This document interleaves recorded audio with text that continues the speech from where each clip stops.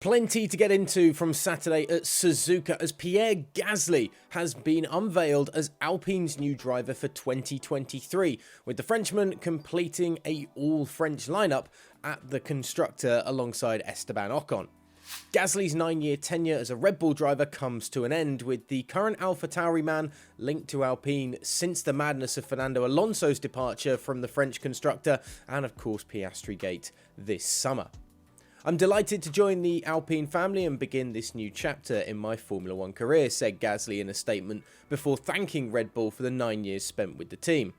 Looking ahead, I want to give the maximum and utilise all my experience to fight for podiums and ultimately contribute to Alpine's fight for championships in the future. Red Bull advisor Helmut Marko had said all this summer that Gasly could leave the Red Bull sister team if a suitable replacement could be found, with Gasly's move now triggering the announcement this weekend that Nyck de Vries will be taking the spare spot at AlphaTauri. Now, de Vries had been driving for Mercedes in Formula E last season and this season, winning the title in 2021 before making his Formula 1 debut this year at Monza for Williams, filling in for an unwell Alex Albon. I'm extremely excited to be joining Scuderia AlphaTauri for 2023, and I want to thank both Red Bull and the team for giving me the opportunity to drive in F1, said the Dutchman. After Formula 2, I took a slightly different path with motorsport, but F1 has always been my dream, and I'm grateful to be able to fulfill it.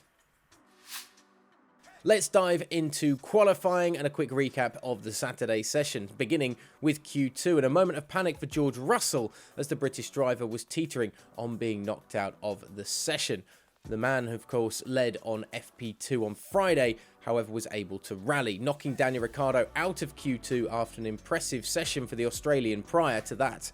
Valtteri Bottas also narrowly missed out on the top 10 shootout along with his teammate Zhou Guanyu, Yuki Tsunoda and Mick Schumacher. Fernando Alonso actually went second fastest in the second part of qualifying as we headed in to that top 10 shootout. Max Verstappen went ahead on the first runs with Charles Leclerc and Carlos Sainz just behind him in Q3, but the Dutchman was enjoying the dry conditions instead of the wet ones that we'd seen all weekend prior. Verstappen wasn't smooth as silk, however, when he and Lando Norris almost made contact as the Red Bull lost its rear end on its outlap, Norris diving to the grass to avoid contact. More on that later on. Sebastian Vettel shared an almost tearful goodbye to the circuit over team radio, a circuit that he sees in his radio message as better than all the rest, as he makes his last appearance at the Japanese Grand Prix, initially putting his Aston Martin in 6th fastest before the leaders made their final runs. And those final runs would come to nothing. Charles Leclerc was 1/100th of a second off Verstappen's first outing in Q3, with the Dutchman unable to improve his time, but still doing enough to take pole. Leclerc will be alongside him second on the grid on the front row, with Carlos Sainz third and Sergio Perez fourth in the other two Ferrari and Red Bull cars. Esteban Ocon was fifth in the Alpine, Lewis Hamilton only sixth, Fernando Alonso seventh, George Russell eighth, while Sebastian Vettel finished up ninth on the grid with Lando Norris in the McLaren 10th. It was pretty incredible to drive here again, said Verstappen after his qualifying run. These cars really come alive in the first sector. Of course, I'm very happy to be on pole, but in general, just super happy to be back here. I lost a part of the duct on my final lap, so probably that's why I couldn't really improve, but nevertheless, the first lap was good enough.